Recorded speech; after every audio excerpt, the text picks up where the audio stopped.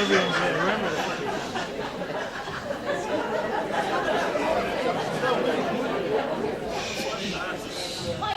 evening, ladies and gentlemen. My name is Noel, and this is my old friend Thomas. And it's been about 10 years since myself and Thomas was here in Feigherys performing, and we're absolutely delighted to be asked back here tonight by Conor and Matthew. Isn't that right, Thomas? Speak for yourself. Look at where we are. That's a bloody shed. Just the last time we were here, we were above in the bar. Tommy and Matt was running the show. Lord save us, the place is beautiful. Will you have a look at that? It's a bloody kip. Well, no, in fairness, since we were last here, Thomas, it's changed hands. Conor and Matthew are now running the place. That explains it now. But anyhow, all joking and codding aside, there's a great crowd in here tonight, and it looks like it could get a little bit mad later on. What do you think? Yeah. You know what Jim Feighery always said? Feighery's pub was like an open-air asylum run by the inmates.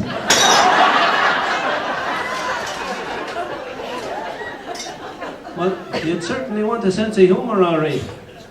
But anyhow, between all the hopping and trotting, I hear you had a bit of bad luck there last month. I hear the wife left you. Oh, I had, aye. What happened? She run away with a lorry driver. Because that must have been very upsetting. No. No. Every time I see a lorry or hear a lorry, I get a bloody panic attack.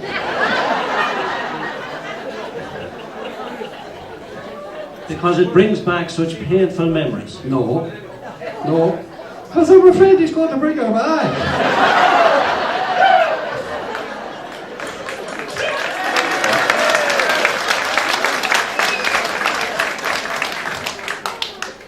What was her name?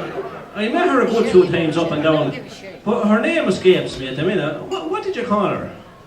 Tess was her name. We used to call her by her pet name. And what was that? Misery. And why did you call her that? Because she was always miserable. But surely to God, Thomas, she must have been happy sometime. Aye, she was. When? Jesus, when I was miserable.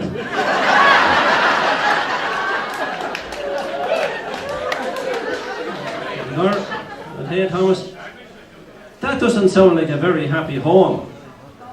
It wasn't, you know. We used to call our kitchen Glasnevin. And why would you call your kitchen Glasnevin, Thomas? Well, she burnt everything.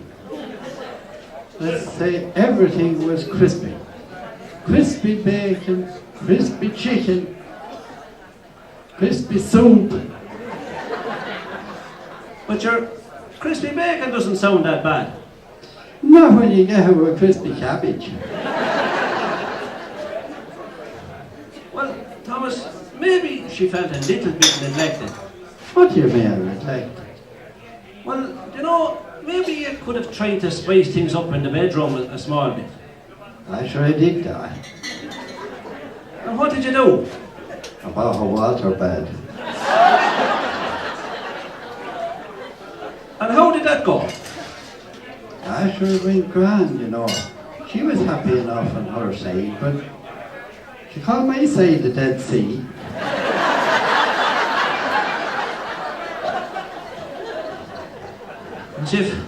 As if that wasn't bad enough, Thomas. As if the wife wasn't bad enough to you. I hear the young fella got through out of school. Yes, he did, but sure, to tell you the truth, you know, it wasn't his fault. What happened? Well, there was a new teacher came in. A grand up of a young one now, nice blonde, short dress. And she was going on grand and she decided she'd write a sum on the blackboard. And because she stretched up to the top of the blackboard anyway, but when she turned around anyway, my dad and the two other buddies in the front there, one of them was laughing good. And she said, "Why are you laughing at?" And he says, "Miss," he says, "I saw your garter." And she says, "I have none of that now in my school." She says, "You're out now for a month. I'm banning you for a month. You haven't go home." So off your man goes anyway, and the two of them left. So 10 minutes later, she decided that she'd write another song on the blackboard. So she stretched up again to the far corner of the blackboard. And when she turned around, the other young lad was laughing his ass off. And she said, "What are you laughing at?" And he says, "Miss," he says, "I saw your two garters." And she says, "Well, down there," she says, "I'm not having any of that. You're all blackguards around here." So she banned him for 3 months. So the years that she went to write a sentence on the blackboard the next time, and she dropped the chalk. And she stooped down to pick it up. And when she turned around, my lad was laughing his ass off, but he was packing his books at the same time. And she says, "What are you doing and where are you going?" "Well, miss," he says, "with what I saw, my school days are over."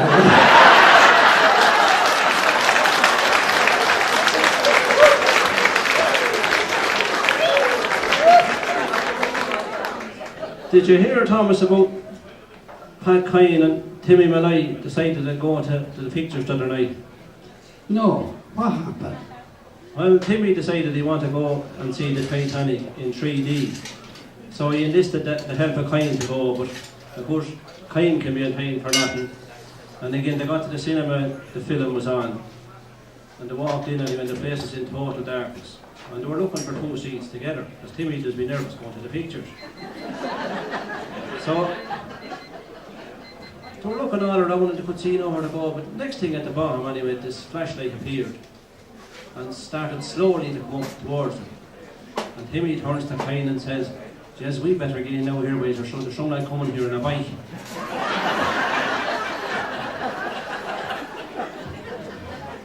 And then there was poor old Liam Buckley. Of course you heard about him. No, what the hell happened to him?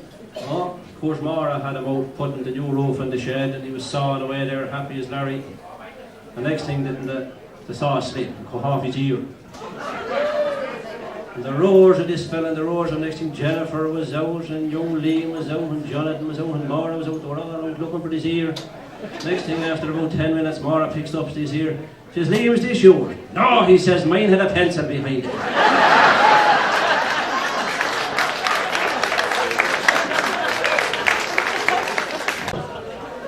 Ladies and gentlemen, it's very, very near our little stage. We're coming near the end of the road here tonight. But since we were here last, Thomas has learned to play a musical instrument. And Conor Feigherys promises a few extra bob if he play a tune for us. So, Thomas, I hope you'll be only too delighted to know to play for the audience, because I see Rosie Maroney down there, and I know well she'll be raging mad if you don't play something for her. Well, sure. The time is yours now, Thomas. We'll give her a blast and see how we get on. We're nearly ready to start, Thomas, I presume.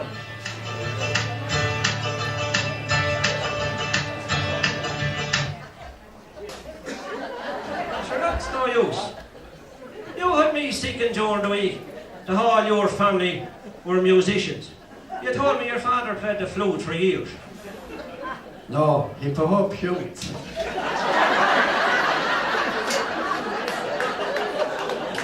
Well, no, that's not...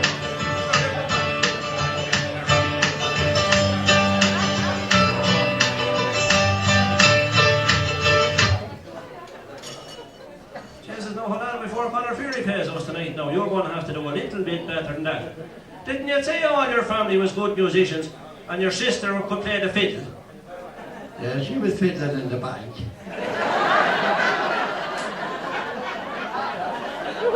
Well, I can tell you one thing, that's not going to be no use to Conor Feighery because we want to have one. Go,